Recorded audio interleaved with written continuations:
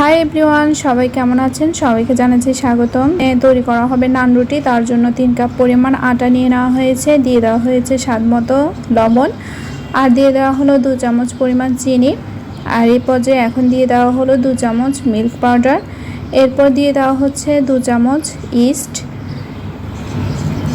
শুকনো উপকরণ সবগুলো দিয়ে দেওয়া হলো। এই পর্যায়ে এখন দিয়ে দেওয়া হচ্ছে তেল। তো 1 কুশ পরিমাণ তেল দিয়ে ভালোভাবে সবগুলো উপকরণ মিশিয়ে নেওয়া হলো। এরপর এখানে দিয়ে দেওয়া হচ্ছে গরম পানি। তো অবশ্যই গরম পানিটা দিতে হবে, না হলে কিন্তু নান রুটিগুলো সফট হবে না।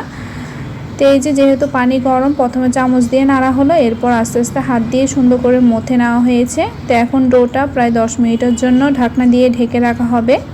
তো 10 মিনিটের জন্য ঢাকনা দিয়ে রাখা হয়েছে। এখন ঢাকনাটা নিয়ে নেওয়া হচ্ছে, আর ডোটা কতটা ফুলে উঠেছে দেখুন।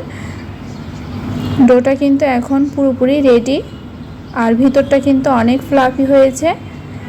এই পর্যায়ে আরও কিছুক্ষণ মথে নিতে হবে, আর এরকম সফট একটা ডো তৈরি করে নিতে হবে, তাহলেই কিন্তু নান রুটিগুলো খেতে ভালো লাগবে। তো এইভাবে হাত দিয়ে ভালোভাবে মথে নেওয়া হচ্ছে।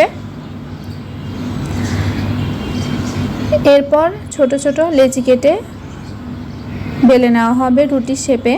তো এখানে লেচি একটা কেটে নেওয়া হলো, তো এখন বেলে নেওয়া হবে।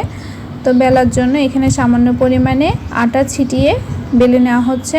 ইচ্ছে করলে সামান্য পরিমাণে তেল দিয়েও বেলে নেওয়া যাবে।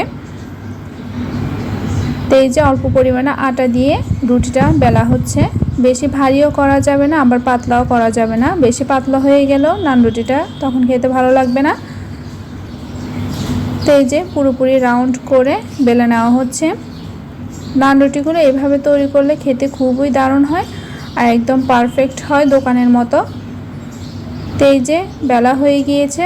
তো এই যে এরকম শেপে তৈরি করে নিতে হবে। তো আজকে নান রুটিগুলো তৈরি করব ওভেনে।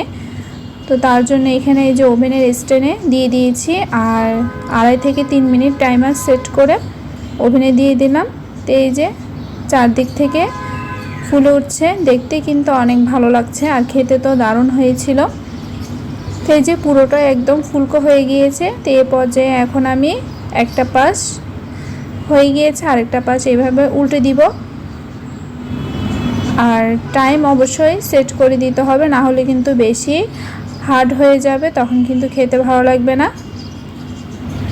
তো এই যে নান রুটিটা পুরোপুরি হয়ে গিয়েছে দুপাশে। তো এখন নামিয়ে নিচ্ছি। তো এইভাবে আমি সবগুলো তৈরি করে নিব। তো আজকের এই ভিডিওটা কেমন লেগেছে অবশ্যই বলবেন। সবাই অনেক ভালো থাকবেন, সুস্থ থাকবেন। সবাইকে ধন্যবাদ।